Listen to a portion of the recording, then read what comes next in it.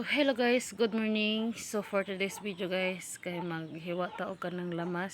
Muna na siya kung lamas kas duha kamatis at saka isang sabuyas at saka ahos. Then, samtang naghiwa og lamas guys, naapod akong bugoy diha. Nagsamok-samok na siya diha guys. Ay, iyang gunita ng kamatis. Kasi guys, kagabi, kinagat niya yung kamatis na yan. Kala niya siguro apple.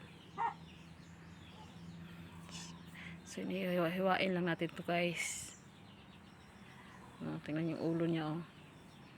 Pero okay lang yan, nandyan siya kasi kaysa palagi siyang umiiyak. Kasi palagi siyang umiiyak, palagi siyang nakadikit sa akin. Kaya mahirap eh. So, manog adil po galamas guys. Piniga ko na yung ano na yan, bugoong na yan. At saka yung asawa ko nandyan din kasi sabi niya hindi ko raw ilahat gisahin kasi gusto niya kainin yung ano yan, hindi pa nagisa. So, yun. Pagkatapos guys, ginisa ko yung lamas at saka nilunod ko din yan. So, medyo natakam na ako nito guys kasi medyo matagal-tagal na ako hindi luto ng ganito at saka nakakain din. So, nilagyan ko ng vinegar. So, medyo natakam ako nito. Pero mas lalo ako natakam guys, parang na-imagine ko yung mangga nito. Ang sarap kasi nito pag may mangga. Masarap to sa mangga guys. Naku, para akong naglaway. Imagine ko tuloy. Saan ba ako makakuha ng mangga nito? Parang gusto ko na kumain ng mangga. Binuguong. Paborito ko na kong bugoong guys. Then mangga. Naku.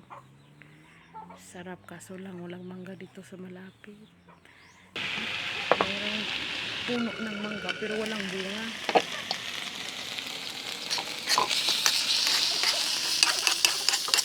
Sarap pa naman ang mangga dito.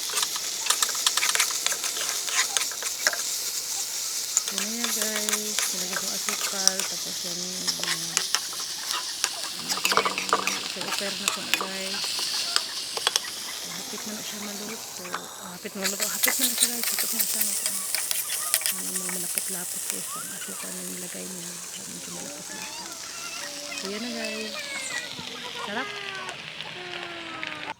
So, masarap sa kanin guys. So, mga onta guys. Mamahaw ta.